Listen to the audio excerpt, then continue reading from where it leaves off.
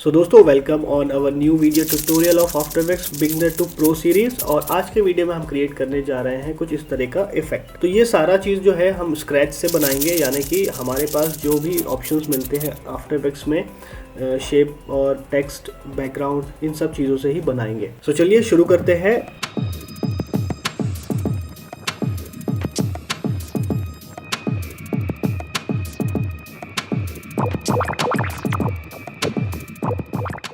So start करने से पहले दोस्तों चैनल को सब्सक्राइब ज़रूर करें और अच्छा लगे तो कमेंट ज़रूर करें। कमेंट और लाइक बहुत इंपॉर्टेंट है, इससे हमें एक छोटा सा मोटिवेशन मिलता है ताकि हम वीडियोस कंटिन्यूसली बनाते रहें। ओके, सो मैंने एक कॉम्पोजिशन क्रिएट कर लिया है। अब मैं यहाँ पर एक बैकग्राउंड लेयर ले लेता हूँ, सिंपली सॉलिड, और आप बैकग्राउंड का यहाँ पे नाम दे दें बीजी। आपको जो भी कलर रखना है वो आप यहाँ से डिसाइड कर सकते हैं। एज़ यूजुअल ये हम बात कर चुके हैं। सो मैं कुछ डार्क कलर ले रहा हूँ लाइक दिस। अब मैं यहाँ पर कुछ शेप्स क्रिएट करूँगा। अब मैं यहाँ पे एक क्लिप्स ले रहा हूँ सिंपली, और मैं टाइटल से फ्रेम ऑन कर देता हूँ ताकि मुझे सेंटर वाला जो है वो पॉइंट मिल जाए। और मैंने Shift+C के साथ ड्रॉ किया है एक बार प्रेस करने के बाद, ताकि ये कम्प्लीटली सेंटर से ड्रॉ हो। सो मैंने एक शेप ले लिया, इसका आप नाम दे सकते हैं राउंड।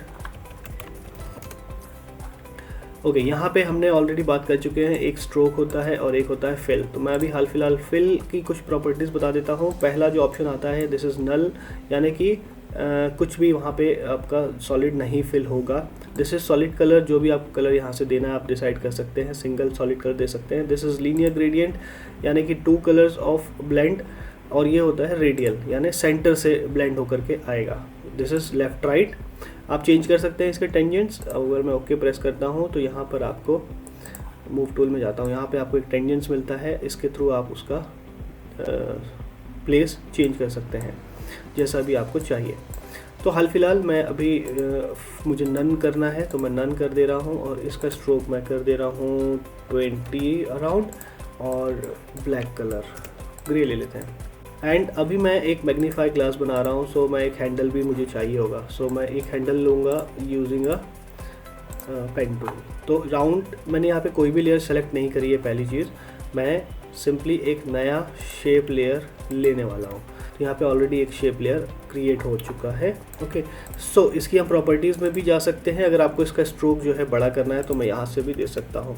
मैंने यहाँ पे 40 स्ट्रोक दे दिया है हाल फिलहाल। अभी यहाँ पे अगर आप ध्यान से देखेंगे तो ये एकदम शार्प है, तो हैंडल हमेशा स्मूथ होता है।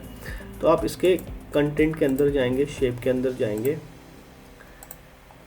स्ट्रोक्स में जाएंगे, एंड यहाँ पे बट कैप लिखा हुआ है, तो इसको राउंड कैप अगर आप करेंगे तो ये राउंड हो जाएगा सिंपली। और स्ट्रोक को अब मैं हल्का सा नीचे एरो की से नीचे कर देता हूँ।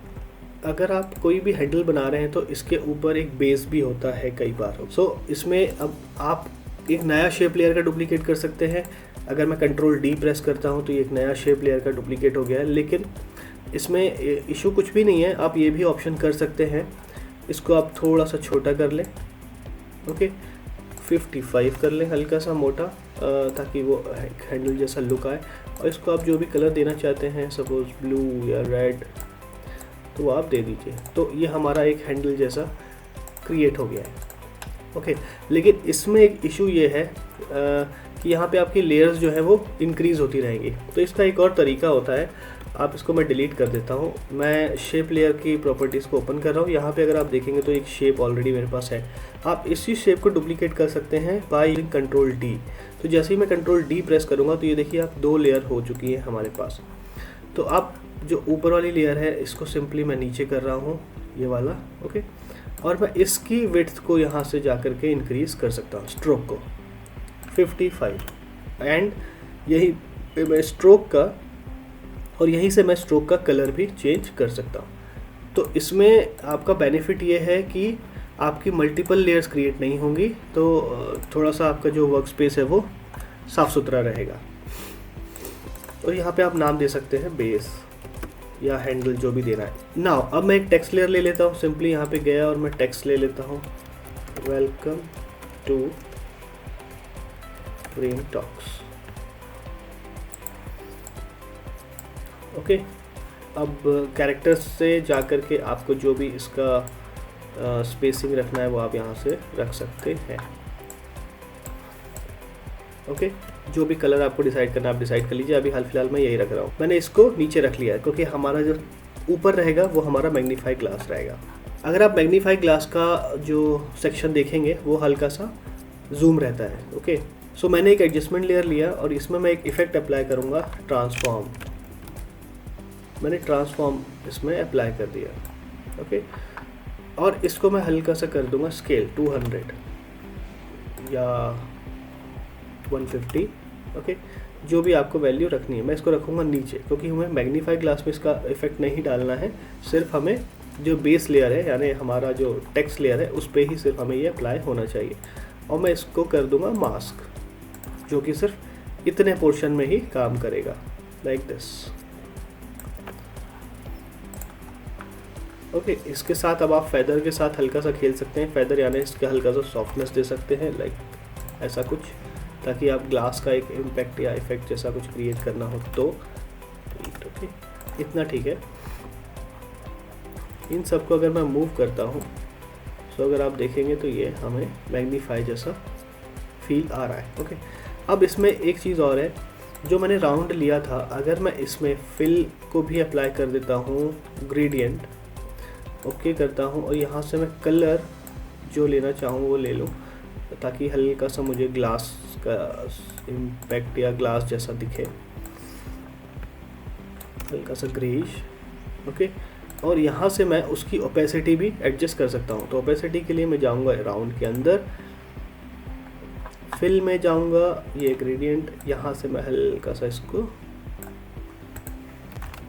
दे दूँगा। ओके, तो इसके ऊपर हल्का सा मेरे को ग्लास जैसा इफेक्ट आ रहा है। इसके साथ साथ अगर आप जितना ज़्यादा रियलिस्टिक बनाना चाहते हैं वो आपके ऊपर डिपेंड करता है। जैसे अगर मैं सिंपली यहाँ पे 1-2 डॉट बना देता हूँ, लाइक दिस अभी। ओके, मैंने ये डॉट बना दिया। मैं इसके विड्थ कर देता हूँ 5, सेलेक्ट करा, मैंने इसकी विड्थ कर दी 5 या 10। फिल मुझे चाहिए 0, बिल्कुल भी नहीं।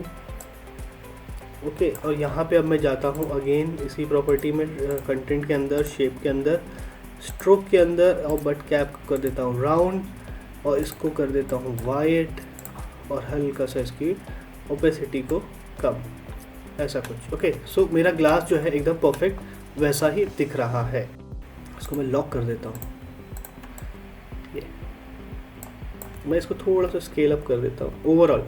तो ये मेरा एक मैग्नीफाई ग्लास बन गया है। अब अगर मेरे को मैग्नीफाई ग्लास को चेंज करना पड़ता है या मूवमेंट करना पड़ता है तो मुझे सारी लेयर सेलेक्ट करके इसको मूव करना पड़ता है। तो चलिए एक बोनस स्टेप आपको अभी दे देते हैं, हालांकि वो नेक्स्ट क्लास का मेरा टॉपिक था। मैं एक नल ऑब्जेक्ट ले लेता हूँ और इन सभी को मैं पेरेंट कर दूंगा, यानी लिंक कर दूंगा टू नल। मैं यहाँ से मैंने इन सभी को इससे लिंक कर दिया, यानी कि दिस इज़ माई पेरेंट, ये मेरा मास्टर है। अगर मैं इसको मूव करूँगा तो ऑटोमेटिक ये पूरा का पूरा जो लेयर्स हैं ये मूव होगी, इसंट इट। अब मैं अगर इसको स्केल करता हूँ तो ये स्केल भी होंगी। अब मैं इसको रोटेट करता हूँ तो ये रोटेट भी होंगी। अब इसका एंकर पॉइंट मेरा यहाँ पे था, तो ये बहुत ज़रूरी है कि जब भी आप नल के साथ या किसी भी प्रॉपर्टी को लिंक करें तो उसकी सबसे पहले उसकी प्लेसिंग जो है वो प्रॉपर कर लें। सपोज़ मुझे यहाँ रखना है अभी हाल फिलहाल, और अब मैं इन सभी लेयर्स को सेलेक्ट करके यहाँ से इसको अगेन लिंक कर दूंगा। अब मैं इन सबको लॉक कर सकता हूँ और मैं इसको सिंपली अगर मैं मूव करूँगा तो ये मूव होगा, ये देखिए, करेक्ट। अब ये अगर बहुत ज़्यादा ऐसा लग रहा है कि ये बहुत ज़्यादा जूम है या मैग्नीफाई जो है बहुत ज़्यादा इफेक्ट कर रहा है, तो आप यहाँ पे जाइए और इसकी वैल्यू 120 कर दीजिए, तो वो आपके पास ऑप्शंस हैं। तो दोस्तों ये था एक सिंपल सा ट्यूटोरियल वीडियो। अब नेक्स्ट जो क्लास रहेगी उसमें हम इसको एनिमेट करेंगे। एनिमेट लाइक कि ये आया और कुछ हम उसको फाइंड आउट कर रहे हैं। ओके, सो इसका मैं हल्का सा कलर जो है ना वो ग्रेइश कर देता हूँ ताकि थोड़ा सा शाइनी जैसा कुछ लगे, या फिर वही रखता हूँ, ओपेसिटी भी खेल सकता हूँ हल्का सा 90, ओके 80 अभी सही है। ओके, अब यहाँ पे हमने इसके पहले एक बात करी थी डैश वगैरह की, इसके हमने लेयर प्रॉपर्टीज़ के बारे में बात करी थी। तो आप इसका भी और भी ज़्यादा इस्तेमाल कर सकते हैं। जैसे कि अगर मैं डैश करता हूँ तो ये पाथ जैसा कुछ क्रिएट हो जाएगा। अगर मैं एक बार और करता हूँ तो ये गैप भी आ गया इसमें। तो अगर आपको हल्का सा एक छोटा सा पॉइंट आउट चाहिए तो इस तरीके से मैंने ये क्रिएट करा। तो ये बहुत, जितना ज़्यादा आप इसको रियलिस्टिक बनाना चाहते हैं वो आपके ऊपर है, आप इसको बनाते रहिए। अब मैं अगर नल ऑब्जेक्ट को रिमूव करता हूँ तो ये देखिए मेरा ग्लास कुछ ऐसा बना होगा। सो दोस्तों, thank you so much for watching this video. I hope कि आपको आज का ये वीडियो पसंद आया होगा और आपको कुछ चीज़ें बनाना हो तो आप बनाना शुरू कर सकते हैं। और मोटिवेशन के लिए आप कोई भी रेफरेंस नेट से ले सकते हैं, कोई भी इमेजेस ले लीजिए और आप उसको यहाँ पर ट्राई करिए बनाने की। Thank you so much guys, keep watching, keep learning.